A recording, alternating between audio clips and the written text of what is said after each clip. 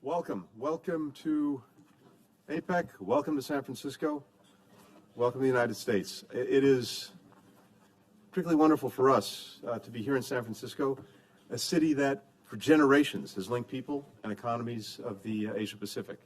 So it's hard to think of a more fitting place to bring us all together for APEC. And I want to begin by thanking my colleague and my friend, Ambassador Katherine, for co-hosting these meetings with me.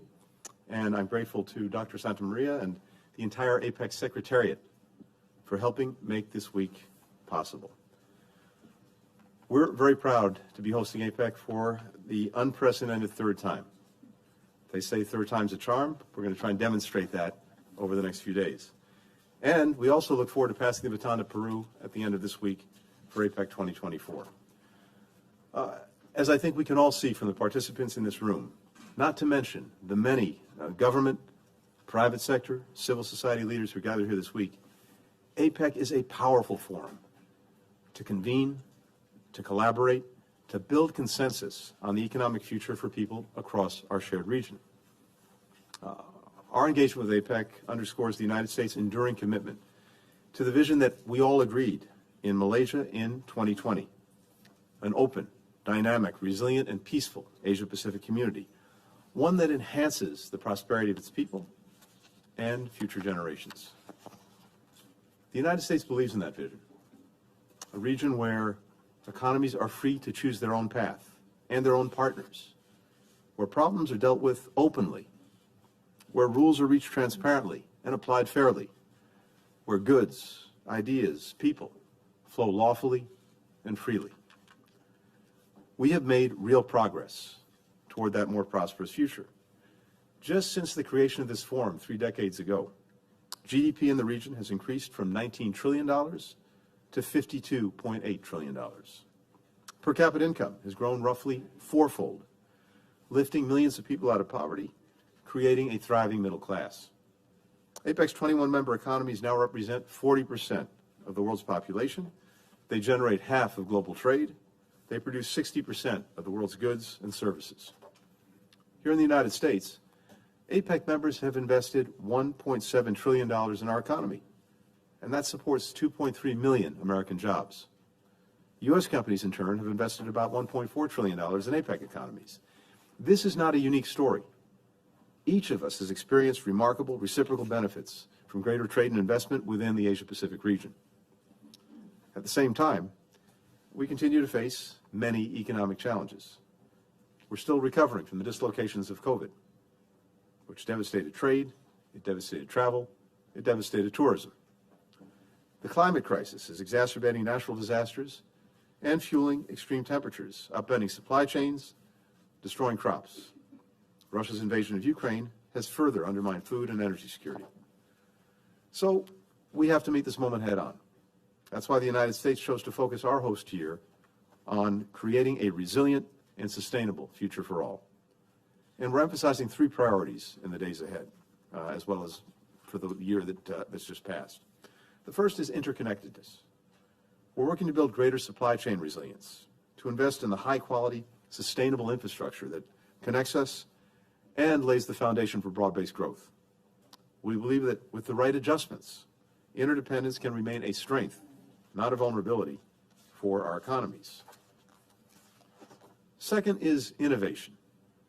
Taking advantage of APEC's role as an incubator of ideas, we're working to advance new solutions to some of the toughest challenges facing the region and facing the world, from facilitating a just energy transition to shaping a digital economy that lifts up workers and businesses.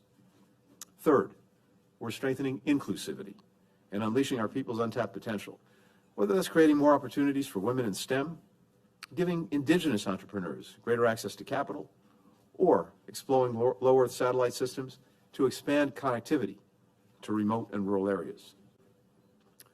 Each of us recognizes that inequality within and between our countries hinders the growth of our entire region, and that more inclusive economies are also stronger economies. Across each of these lines of effort, APEC economies have made notable progress. At the same time, I think each of us sees in our own economies how much work we still have to do. One thing we've heard again and again throughout this year, from Honolulu to Palm Springs, from Detroit to Seattle, and now in San Francisco. We've heard that our citizens, the people we represent, are hungry to help build that more resilient, more sustainable, more connected future. They're ready to work, to invest, to innovate, to drive the growth that will further strengthen our shared region. And our responsibility, our job, is to help them do just that. And with that, let me give the floor to my co-host for today, Ambassador Katherine. Well, thank you so much. Hello, everyone, fellow ministers, heads of delegations. It is my great pleasure to join Secretary Blinken in welcoming you to this APEC Ministerial meeting.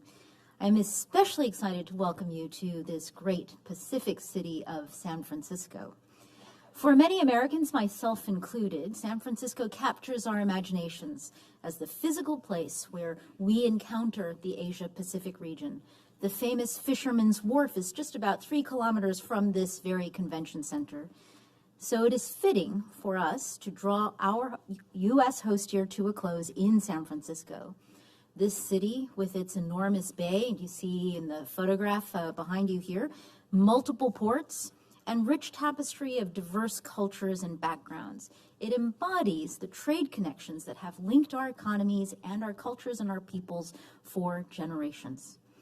More importantly, we share the deep people-to-people bonds, and our histories tell a greater story of collective resilience and strength. Time and time again, through disasters, both human-made and natural, our economies have come through together for our people and our prosperity. And I am optimistic that we will once again emerge stronger as a region, even as we meet at a time of great uncertainty and challenges.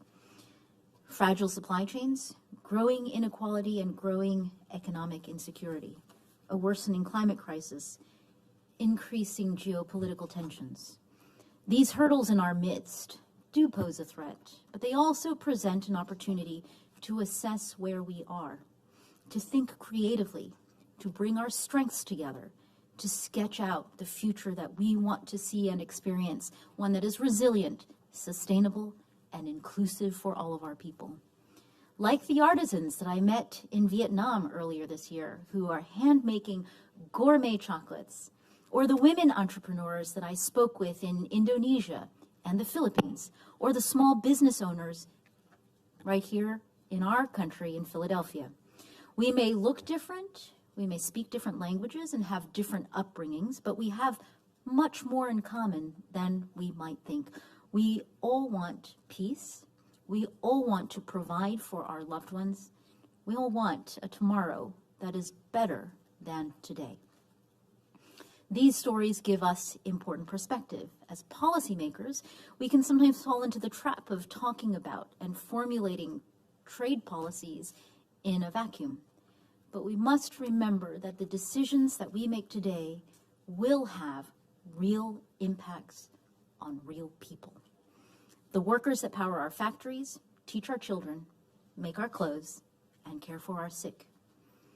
Only when we put real people at the heart of what we do can we truly use trade as a force for good. And this is why it was important for us to host the inaugural labor session in Detroit in May. And it is also why I am so pleased that so many of you were able to join our first ever AMM dialogue with Indigenous peoples this morning.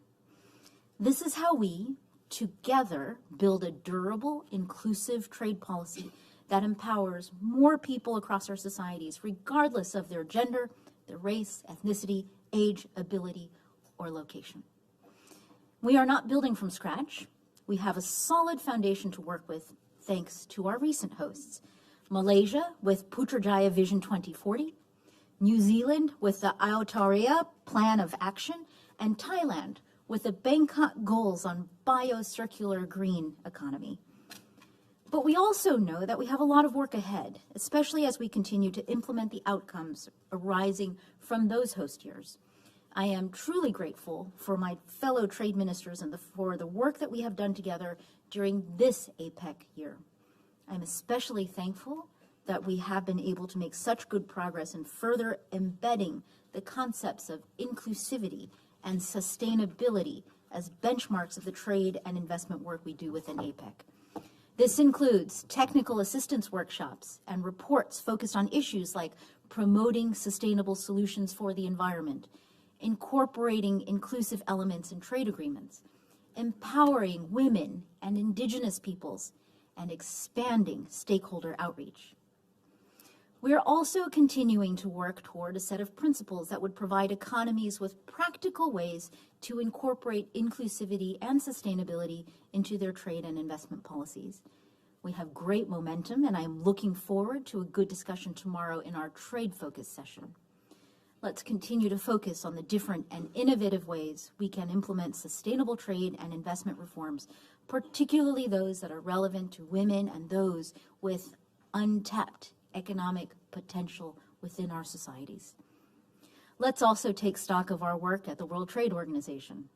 Our economies were able to deliver important outcomes at the 12th Ministerial Conference. And as we are moving rapidly towards MC13, we should build on those successes and channel our focus to reforming the WTO to better respond to today's needs. I'm especially looking forward to continuing to learn from your experiences and your best practices in this regard. And before concluding, I would like to thank all of the officials from APEC Economies who have worked hard and who may still be working hard on our draft statement for this meeting and for the meeting of our leaders and on so many other aspects of preparations for Leaders Week. Secretary Blinken and I look forward to updating you as soon as possible on the successful conclusion of the AMM statement negotiations. I also want to make sure to thank our ABAC chair, Dominic Ng, for all of ABAC's work throughout this year. Thank you for your partnership and your valuable input. Let me once again welcome each of you very warmly to San Francisco. I'm looking forward to a productive time together. As my friend, the trade minister from Australia, reminded me last night, Tony Bennett sang this great and memorable song about leaving his heart in San Francisco. I hope all of you will, through these engagements with us, leave a part of your hearts here in San Francisco. And I challenge Minister Farrell to, at some point over the course of these days, perhaps sing that tune for us. Thank you so much. I'd now like to ask members of the press to depart before we continue our meeting. Thank you very much.